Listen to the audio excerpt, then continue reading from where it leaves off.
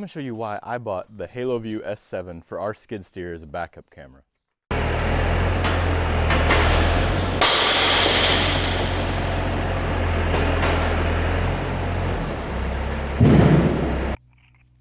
Perfect. Not the first time, probably won't be the last. It's pretty obvious after watching that. Yeah, that sucks because not only is that unfortunate that it got broke like that, but that's actually the 4th time that it's happened on our farm. And 3 of those times were caused by me. 1 of those times was caused by my son. But either way, I'm getting tired of fixing it, and it's just inconvenient and really a pain in the butt. I'm hoping this Haloview S7 is going to be the key to solving my problem. Let's check this thing out. All right, so here in front of me, these are the components. I'm going to show you everything that came with it, but these are the components I'm going to use. Obviously the camera, which has just a normal jack style power, and it looks like you could plug both of these. Yeah, it would appear to me that you can plug both of these in using this adapter.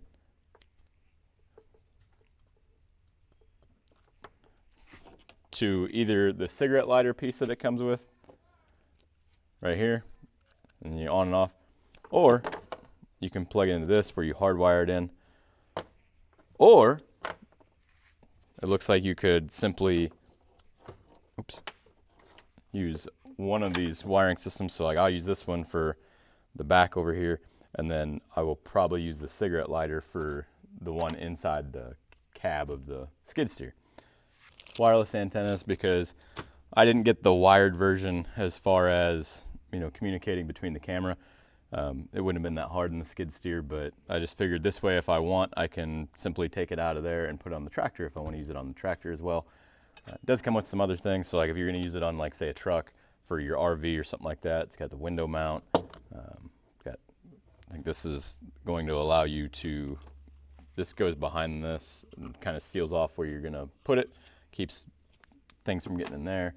A couple other different brackets options, so like this one, this goes around it to make it easier to keep the light out of your screen. And then I assume this is just for your, yeah, this is, so if you wanted to mount it on like a bracket for your license plate, you could. So overall though, I mean, seems normal. Doesn't seem cheap or anything like that. The reason I went with this one, I mean, it was not the cheapest, but it wasn't the most expensive either. It'll run you, this specific setup will run you right around $500, maybe a little bit more than that with shipping. I got it online at, well, I'll put the link down below in the description because I don't know the website off the top of my head. Anyhow, it is what it is, and we're gonna throw it in. First thing I'm gonna do is find a power source for the camera that's gonna go on the back. Oops, I better check the side that actually comes from the harness and not goes to something. Got our wiring all figured out. Now on my Bobcat, I used a power wire over here that's controlled by the ignition. And once it goes there, then I've got it all zip tied along the actual factory harness through this area up here and secured against the door.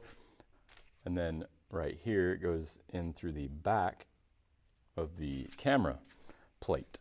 So there's a little rubber, I guess you call this a little rubber isolator that goes around it. It actually talks about it in the directions, but everything is installed, and that's what it looks like on the back of the machine in this case, or on your RV or whatever you're gonna put it on. Let's get the monitor installed. You'll notice the environment changed, and we had some storms that came up on us quick, heavy downpours, some strong winds, so we got everything closed up in the shop, and I had to run down here and shut the barn doors and stuff up, so I brought the skid steer in here. I did go ahead and finish though. The monitor is in there. Hopefully you can hear all right over the rain. It's pretty loud in here, but everything's on the back like you saw when we were in the shop. But I'm gonna show you now what we've done inside in our skid steer. And now I realize that every skid steer is going to be a little bit different. So for instance, on mine, the people I bought it from, this panel up here was gone. And this panel had all these connectors in it, which is useful and not useful all at the same time, kind of, because like this one, for instance, didn't have live power to it, except for when you did certain things. Same thing with this one. I'm sorry, I'm trying to hold this camera as best I can. However, my brake one right here, it did. It had 12 volts of live power when the key is on. And so we're going to turn the key on now. Oh yeah, the temperature dropped about 20 degrees too after that storm came through. So that's why I've changed clothes, because I got soaked. But now you can see that our camera is on and it actually has really good clarity. You can see in the top left right here, this is showing you the signal to the camera, which is full. I mean, we're not going far. It's literally, 5 feet. I got it though. It's going through metal. That could be a factor for some folks, but for right now, let's get you the chance to see what this camera looks like.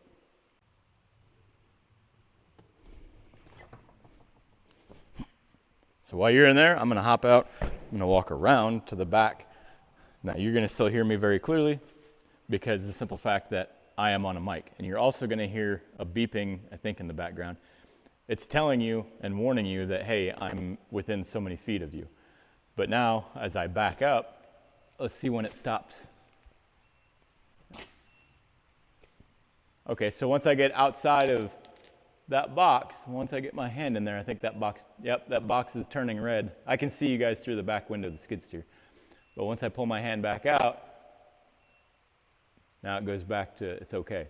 So that's pretty handy for me. Now, I didn't realize that it had the warning alarm when something was within that frame of the camera. It probably says on the site, and maybe I just didn't read it, but that's handy for me for a few reasons. One, this is usually filled with a bunch of sheep and their lambs, so roughly about 250 of them. And when we put hay in their feeders, then sometimes we have to drive through there, and it's kind of nerve-wracking for the simple fact that you just cannot see around a skid steer very well. And more that I think about it, I might just add more cameras to this because it has the ability to have up to 4 cameras on it.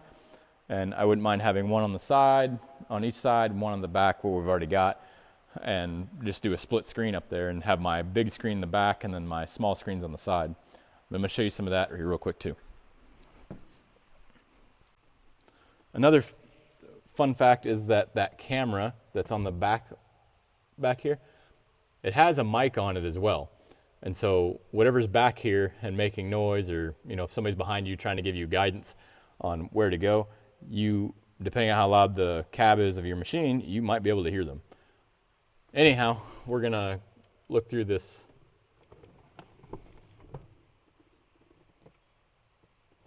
So now we're gonna look through this. All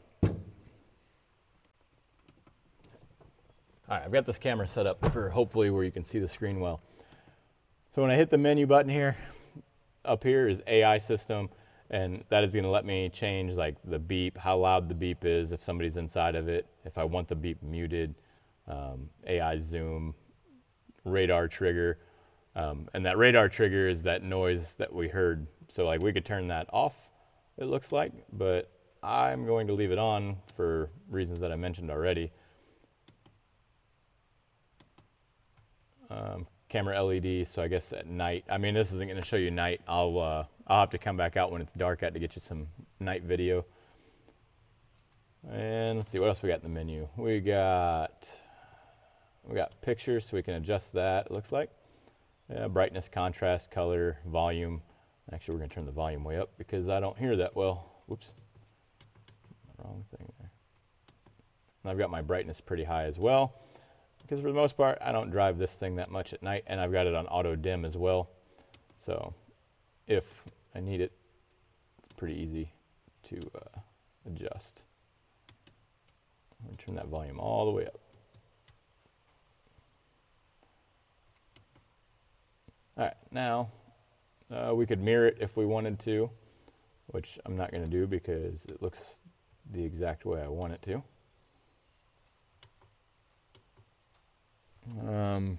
So this is the mode I was telling you about, where if I got more cameras, I could split the screen. So you could do a triple split, so you could do cameras, 1, 3, and 4, 2, 3, and 4, 4, 1, and, oops. I guess I don't like how the menu goes off that quick because it makes it a little hard for me to describe this stuff to you. But I suppose if you're actually just adjusting things. Yeah. So this is your split mode. So it gives you lots of options. You just are going to have to pause the video to see what all your options are. But basically it looks like you can mix and match and split with as many as 4 cameras or as few as 2, and you can pick and choose which cameras. Yeah, so I think that'd work out well for you if that's what you're looking for. Settings is our time. I already changed that.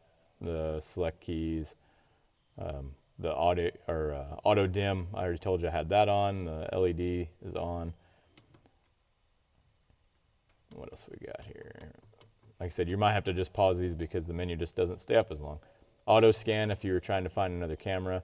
I have the parking lines off, but you could turn them on. And you know, if that's something that you feel is going to help you. Matter of fact, I'll just turn it on just so you can see it. There, so that's what it would be like with the parking lines on. Doesn't really make sense in my case because of how I have this set up for a reverse camera, and it's pointing down at a pretty steep angle. I do like the wide field of view though, because I feel like I can see very well. And yeah, I mean, you can actually see the gate that's back there behind me that I knocked over well, a little over a week ago now, 2 weeks ago probably. Somebody should fix that. It'll probably be this guy here shortly, especially since it's raining so hard now. Park line we talked about. I'm going to turn that back off because I don't want it. You can adjust it as well in here. I said I'm just going to turn it off because I don't want it. The record, if you wanted to record it, so you can put an SD card in here and record it. You can pair new cameras, or you can do that auto scan for cameras. Yeah, you got a lot of options. It's pretty handy device, really. I don't have any complaints about it. That's at night with our LED lights on the back of the Bobcat, so that would give you a general idea, you know, if you're on equipment and that has lighting behind it. And then that's without the lights. So that's what the night vision is that's built into the camera, and it's all still in color. Overall, pretty happy with it. Now, are there nicer ones? Yeah, there absolutely are. Are you going to pay more for them? Yes, you absolutely will. At the end of the day, I look at it like this. All of them are going to be made in China. You know, the electronics are not going to be made in the United States. You might have a company that's going to be like, oh, well, it's designed here. Okay, that's great. But until you manufacture it here, you are not going to get my business solely based off of being made in the USA and supporting an American company, because it's just not made here. You know, designed and made are not the same thing. Are there ones that are going to be better quality because, you know, again, they're all made in China? Yeah, some are going to be better quality than others, and I would say this one's mid-range. It's definitely not the most expensive and, you know, by far highest quality detail and highest quality parts, but it definitely seems durable. I actually dropped the screen right when I took it out of the box, didn't hurt it, and that's always a good sign, because now that it's mounted, yeah, it should never get dropped again, but things happen, you know, something gets tossed somewhere and then it hits it.